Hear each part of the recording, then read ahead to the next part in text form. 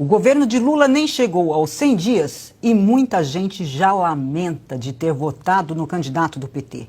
Uma das mais recentes arrependidas é Alda Fernandes, presidente do Sindicato dos Metroferroviários de Minas Gerais.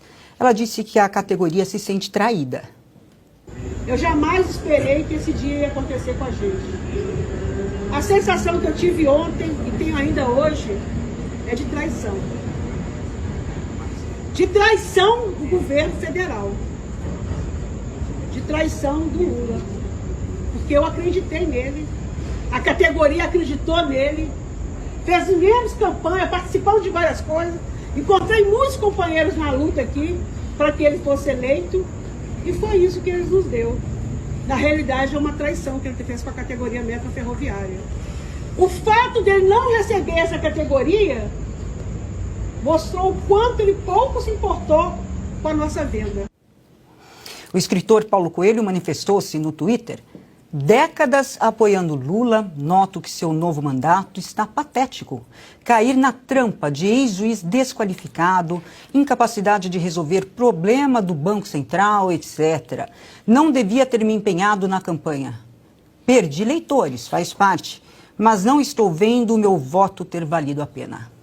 E agora, adianta lamentar, Ana?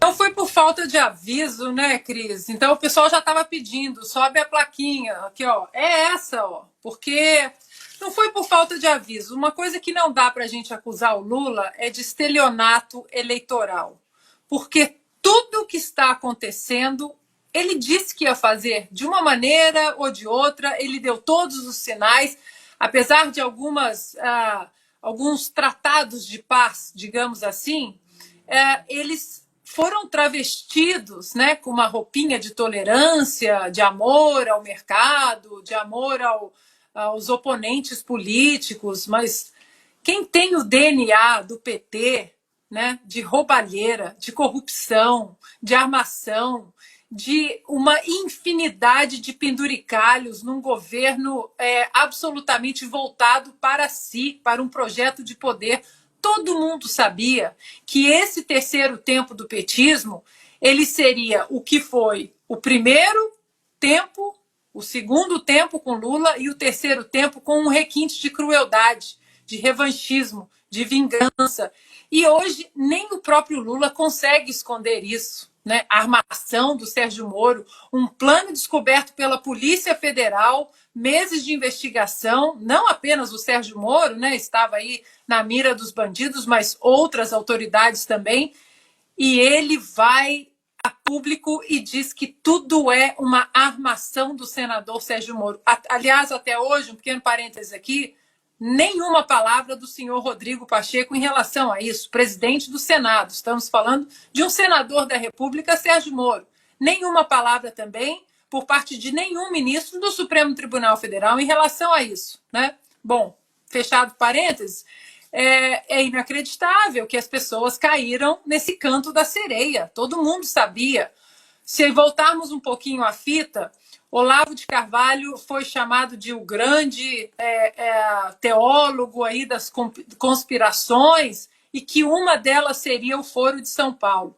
Ora, hoje eles falam do Foro de São Paulo, o próprio Lula, Gleisi, todos eles, né, Dirceu, eles falam do Foro de São Paulo com a boca cheia, porque nós sabemos que o que eles queriam, entrando na presidência, voltando para a presidência do Brasil, era isso, era continuar um projeto de poder além do Brasil, que colocava o Brasil na rota do Foro de São Paulo, mais uma vez, de mãos dadas com as ditaduras que fazem parte do Foro de São Paulo, com ditadores como Daniel Ortega, da Nicarágua, que nós não podemos, fomos censurados também durante a eleição presidencial, de tocar nessa relação ricamente, detalhadamente documentada. Ditadores da África, Venezuela.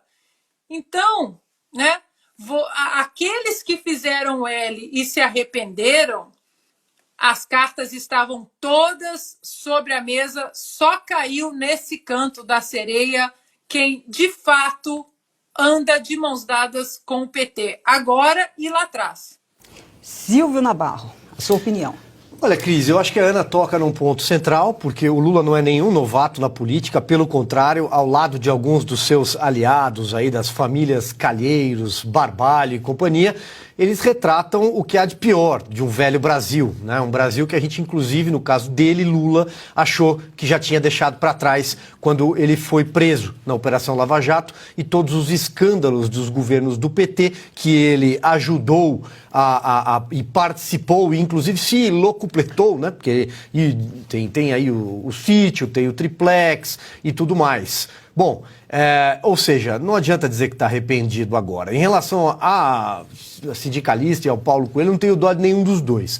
A sindicalista, porque ela apoiou o Lula e apoia o Lula, porque o fato de ter um sindicalista na presidência significa ampliar o seu poder de barganha, mais benefícios e empurrar o patrão contra a parede. No caso, o patrão é o Estado, nesse caso, mas eles fazem isso com as empresas, com a iniciativa privada também. No caso do Paulo Coelho, muito menos. Ele que vá agora às margens do Rio Piedra, sente e chora, como e chore. Porque, veja, ele galgou espaços na Academia de Letras e ganhou muito dinheiro com seus livros por ser um intelectual de esquerda, essa gente virtuosa, né? E por conta de tudo isso ficou famoso, ampliou ali o seu leque de participações na própria mídia, inclusive. Então, não tenho dó de nenhum dos dois. Agora, hoje é a sindicalista e o Paulo Coelho. Tem mais alguns nos últimos meses. Seguramente pode apostar que até o final do ano, esse governo não tem 100 dias ainda, até o final do ano, com certeza serão milhões de pessoas arrependidas. É pouco tempo de mandato e muita gente arrependida, hein, Augusto? Mas sem dúvida. Agora, eu não entendi bem porque que a sindicalista lá tá brava com o Lula. Não sei bem o que fez. Agora, como disseram a Ana e o Silvio, esperavam o quê? O Lula é pouco conhecido entre eles. Então, por exemplo, ela se queixa de não ter sido recebida, né, pelo Lula. Mas o Lula não viu ainda todos os 37 ministros. Ele não tem tempo. Tem ministro que ainda não foi apresentado ao Lula. Se cruzar com o cara, não sabe o nome. Não sabe o nome. E quanto ao Paulo Coelho, é fantástica a razão que ele apresenta para ter se decepcionado com o Lula. Que caiu na trampa de um juiz desqualificado. Que se não tivesse feito isso, ainda mereceria a confiança do Paulo Coelho. Ele está dizendo que o Lula é ingênuo. Aí faz sentido, faz sentido. Porque o que tem de espertalhão, gente metida a esperta aí no meio desses arrependidos, é uma grandeza. Ana, voltamos com você.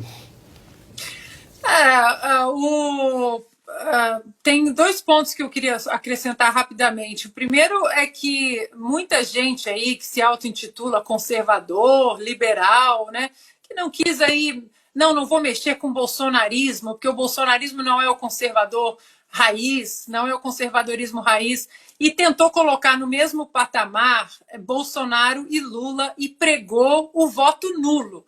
Não, porque o voto nulo é belo e é moral, e votar nulo nessa eleição não tem problema nenhum. Olha, essa conta é de vocês também. Esse desgoverno, ele faz parte da conta de vocês também.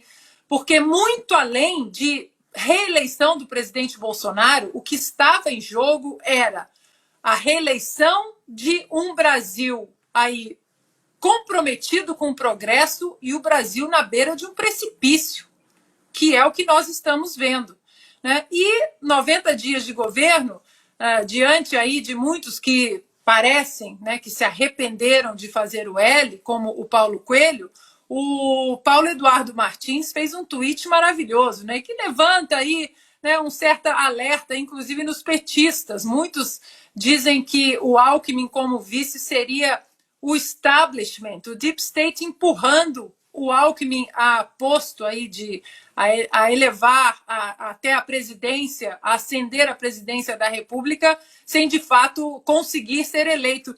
E aí o Paulo Eduardo Martins tuitou isso numa brincadeira aí com o alquimista, né? Começou a alquimia. E tem muita gente preocupada, né? Se de fato o impeachment do Lula já está no radar, inclusive da turma do Alckmin.